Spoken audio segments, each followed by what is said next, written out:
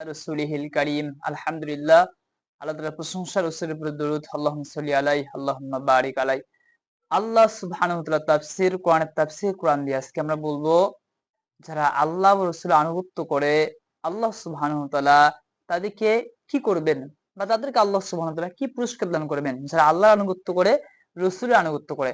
আল্লাহ সুবহানাহু ওয়া তাআলা ৪ নম্বর সূরা ৬৯ নম্বর আয়াতের মধ্যে আল্লাহ সুবহানাহু ওয়া তাআলা বলেন, ওয়ামান ইউতিইল্লাহা ওয়ার রাসূলা ফাউলাইকা মাআল্লাযীনা আনআমা আল্লাহু আলাইহিম মিনান নাবিয়্যিন ওয়াস-সিদ্দীকিনা ওয়াস-শুহাদাই ওয়াস-সালিহিন ওয়া হাসুনা উলাইকা রাফীকা। আল্লাহ সুবহানাহু ওয়া তাআলা বলেন, যারা আল্লাহ রাসূলের আনুগত্য করে তারা নাবী, প্রথম হলো নাবী, সিদ্দিক, শহীদ, নেককারদের সঙ্গী হবে। যাদেরকে আল্লাহ তাআলা নিয়ামত দান করেছেন তারা কতই উত্তম না সঙ্গী, বলেন সুবহানাল্লাহি ওয়া বিহামদিহি। তাহলে যারা আল্লাহ রাসূলের আনুগত্য করবে তাদের জন্য এত ফজিলত, এত পুরস্কার, এত নিয়ামত দান করবেন, তারা নবী, সিদ্দিক, শহীদ এবং নেককারদের সঙ্গী হবে, বলেন সুবহানাল্লাহি ওয়া বিহামদিহি। এর জন্য আমাদের কি করতে হবে? আল্লাহর আনুগত্য করতে হবে, রাসূলের আনুগত্য করতে হবে। যদি আমরা আল্লাহ ও রাসূলের আনুগত্য করি তাহলে নবী, সিদ্দিক, এরপর শহীদ, নেককার, তাদের আমরা কি হতে পারবো? সঙ্গী হতে পারবো আল্লাহ সুবহানাহু ওয়া তাআলা। এরপরে বলেন যালিকাল ফাদলু মিনাল্লাহ ওয়া কাফা বিল্লাহি আলিমা, এটা আল্লাহর পক্ষ থেকে হলো অনুগ্রহ।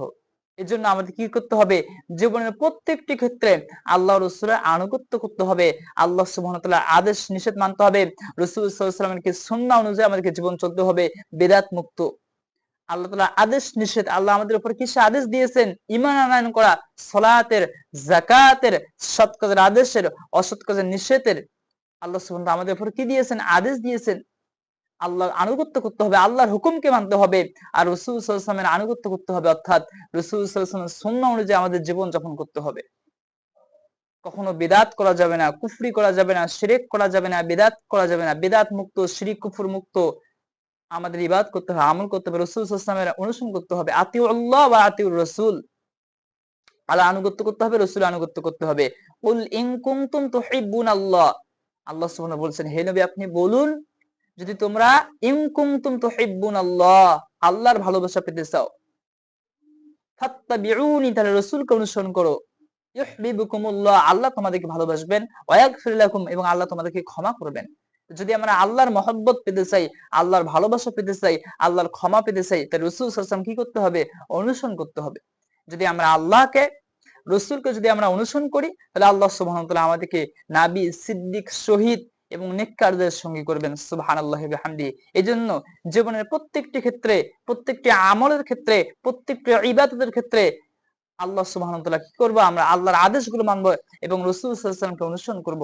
তিনিই তো আমাদের জন্য কি উসওয়াতুন হাসানা, তিনি আমাদের জন্য মডেল, তিনি আমাদের জন্য আদর্শ। আল্লাহ সুবহানাহু ওয়া তাআলা যাকে আদর্শ করে প্রেরণ করেছেন। আমরা কোন নির্দিষ্ট কোন ব্যক্তি, নির্দিষ্ট কোন মানুষ, নির্দিষ্ট আমরা কারো অন্ধ অনুসরণ করব না। আমরা রাসূল সাল্লাল্লাহু আলাইহি ওয়াসাল্লামের কি করব? একমাত্র অনুসরণ করব। ওমর রাদিয়াল্লাহু তাআলা আনহু তাওরাতের কিছু খণ্ড নিয়ে আসলেন রাসূলুল্লাহর কাছে, যে ইয়া রাসূলুল্লাহ, তাদের থেকে তো আমরা অনেক ভালো ভালো কথা শুনি, এই যে তাওরাত, এই দেখেন। যখন সে ওমর পড়তে লাগলো, রাসূল সাল্লাল্লাহু আলাইহি ওয়াসাল্লামের চেহারা মোবারক পরিবর্তন হয়ে গেল, রাসূলের চেহারা লাল হয়ে গেল। সাথে সাথে আবু বকর বললেন, ওমর তুমি যদি মরে যেতে, তুমি কি দেখতেছো না যে রাসূল সাল্লাল্লাহু আলাইহি ওয়াসাল্লামের চেহারা কি পরিবর্তন হয়ে গেছে? এরপর ওমর রাদিয়াল্লাহু তাআলা আনহু তখন তিনি বললেন, রাদিতু বিল্লাহি রাব্বান ওয়া বিল ইসলামি দীনান ওয়া মুহাম্মাদিন সাল্লাল্লাহু আলাইহি ওয়াসাল্লাম নাবিয়্যা, আল্লাহকে রব হিসেবে, ইসলামকে দ্বীন হিসেবে এবং নবী মুহাম্মদ সাল্লাল্লাহু আলাইহি ওয়াসাল্লামকে তাকে নবী হিসেবে মেনে নিয়ে আমি সন্তুষ্ট। আমি আল্লাহকে রব, ইসলামকে দ্বীন এবং নবী হিসেবে মুহাম্মদ সাল্লাল্লাহু আলাইহি ওয়াসাল্লামকে মেনে নিয়ে আমি কি হয়েছি?